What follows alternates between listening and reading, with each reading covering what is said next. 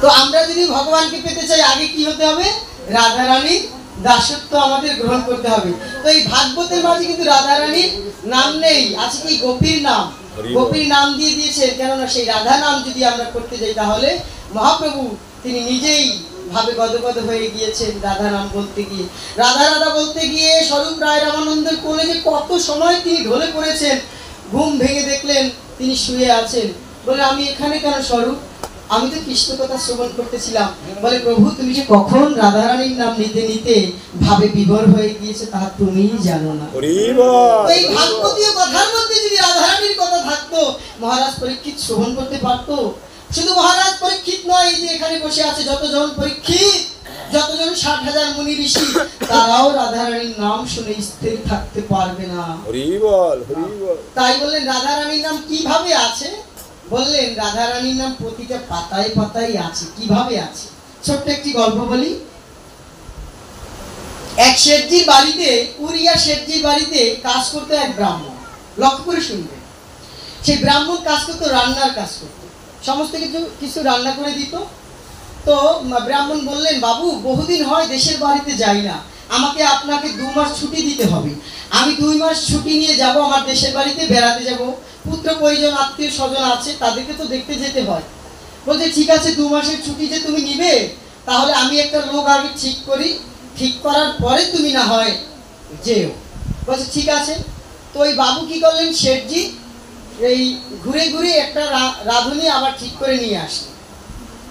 ঠিক করে নিয়ে আসার পর বলছে এই যে একজন রাঁধুনি ঠিক করে নিয়ে এসেছি, এবার তোমার 2 মাসের ছুটি, 2 মাসের ছুটি, তুমি 2 মাসের জন্য বাড়িতে যেতে পারো। তো বললেন আচ্ছা ঠিক আছে। তখন বলছে যে রাঁধুনিকে আমি নিয়ে এসেছি, তুমি যে এতদিন পর্যন্ত আমার বাড়িতে রান্না করছো, নতুন রাঁধুনি সে তো হয়তো বা নিয়ম কানুন ঠিকভাবে জানবে না, কিভাবে রান্না করতে হয়, কিভাবে কি রান্নাঘরের কোথায় কি রাখা আছে, হুট করে একটা মানুষ এসে কিন্তু করতে পারে না। পারে কি? বলছে তুমি একদিন থেকে ওকে সমস্ত কিছু দেখিয়ে শিখিয়ে দিয়ে তারপরে তুমি 2 মাসের জন্য চলে যাও। বলছে ঠিক আছে। তো নতুন রাঁধুনি আসলেন, বললেন আজকে আমি নতুন নতুন কিছু রান্না করব। বিভিন্ন ছানার রসা, বড়া, পকোড়া ইত্যাদি ইত্যাদি বিভিন্ন কিছু রান্না করলেন। তার সাথে রান্না করলেন, বাজার থেকে নিয়ে আসলেন একটা বাঁধাকপি। বাজার থেকে একটা বাঁধাকপি নিয়ে এসেছেন নতুন রাঁধুনি। তো বলছেন নতুন ওই পুরান রাঁধুনি বলছে কি রে ভাই এটা আবার কি? বলছে এটা চিনিস না, এটার নাম হচ্ছে বাঁধাকপি। তো বাঁধাকপি দিয়ে কি হয়? বলে দেখবি কি হয়। যখন সেই নতুন রাঁধুনি সেই বাঁধাকপিটা রান্না করলো, সমস্ত কিছু রন্ধন করে যখন পরিবেশন করছে, ওই বাঁধাকপিটা যখন ঘি গরম মশলা দিয়ে রান্না করেছে না, সুস্বাদু হয়েছে, খুবই সুস্বাদু হয়েছে খেতে। খেতে খেতে বলছে এটা এত সুন্দর স্বাদ, এটা কিভাবে রান্না করলি? বলে এটা গরম মশলা ঘি দিয়ে ইত্যাদি ইত্যাদি ভাবে রান্না করেছি, এটা হচ্ছে বাঁধাকপি। তো ওই ব্রাহ্মণ মনে মনে ভাবছে দেশের বাড়িতে যাব, 2টো বাঁধাকপি নিয়ে যাব, বাঁধাকপি নিয়ে বউকে বলবো যে এই 2টো বাঁধাকপি এত সুন্দর করে রান্না করো, আমি আবার খাবো। যখনই দেশের বাড়িতে গেলেন অন্য অন্য তরি তরকারি নিলেন, তার সাথে 2টো বাঁধাকপি নিয়ে গেলেন। নিয়ে গিয়ে বউয়ের হাতে দিয়ে বললেন এই নাও 2টো বাঁধাকপি এনেছি, অন্য অন্য তরি তরকারি তুমি রান্না করবে, তার সাথে এই বাঁধাকপি 2টো তুমি রান্না করবে। তা বউ বললেন বাঁধাকপি এটা তো কোনো, আচ্ছা ঠিক আছে রান্না করে রেখে দাও, রান্না করে নিব সময় মতো। তো যখনই স্নান টান করে ওই ব্রাহ্মণ খেতে বসলেন, বিভিন্ন পদ তরি তরকারি যা যা রান্না অন্য ব্যঞ্জন তৈরি করেছে সমস্ত কিছু দিয়েছেন খেতে। এখন ওই ব্রাহ্মণ বলছে কি ব্যাপার, সেই বাঁধাকপি কোথায়? বউ বলছে আর বলো না, তুমি কি এমন বাঁধাকপি এনেছো, যতই ছুটেই ততই পাতা, যতই ছুটেই ততই পাতা, যতই উল্টেই ততই পাতা। ফুলকপির মধ্যে কি সুন্দর চারপাশে কয়েকটা পাতা, মাঝখানে কি সুন্দর একটা ফুল, আর তুমি যে কপি এনেছো যত উল্টাই, এই যে দেখুন যত উল্টাই ততই পাতা, যত উল্টাই ততই পাতা, তোমার কপি তো আর আমি খুঁজে পেলাম না।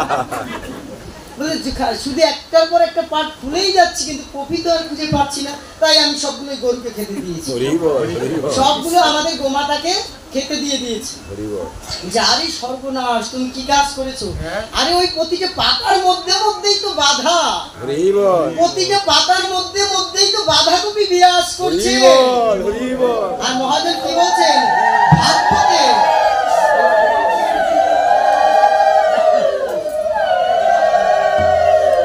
বাঁধাকপির প্রতিটা পাতার মধ্যে মধ্যেই যেমন বাঁধাকপির প্রতিটা পাতার মধ্যে মধ্যেই যেমন বাঁধাকপি বাঁধাকপি আছে, তদ্রূপ ভাগবতের প্রতিটা পাতার মধ্যে মধ্যেই আমার শ্রীমতী রাধারানী আছে। কিভাবে আছে?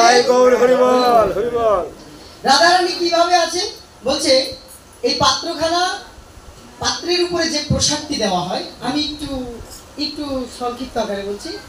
পাত্রের উপরে আমরা যে প্রসাদটা দেই, প্রসাদটা নিবেদন করলে সেই প্রসাদটা কি হয়ে যায়? ভগবান বলেছেন কি, প্রসাদ আর তিনি কি অভিন্ন। তো প্রসাদটা যদি কৃষ্ণ হয়, কৃষ্ণ কোথায় বিরাজ করেন? রাধারানী সহিত বিরাজ করেন। পাত্রটা হচ্ছে রাধারানী, আর প্রসাদটা হচ্ছে ভগবান কৃষ্ণ।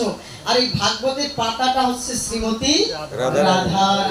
প্রতিটা পাতাই হচ্ছে শ্রীমতী রাধা, আর পাতার মধ্যে প্রতিটা কালো কালি দিয়ে অক্ষরে লেখা, অক্ষরগুলোই হচ্ছে কালোতে কি কৃষ্ণ। রাধারানী বলেছেন কি, আমার কৃষ্ণ কালো, কমল কালো, কৃষ্ণ কালো, কমল কালো, তাইতে তোমাল বাসি ভালো। কৃষ্ণ কালো, কমল কালো, তাইতে তোমাল বাসি ভালো। কৃষ্ণ কালো, কমল কালো, তাইতে তোমাল বাসি ভালো। কৃষ্ণ কালো, কমল কালো, তোমার বড় ভালোবাসি, তোমার বড় ভালোবাসি।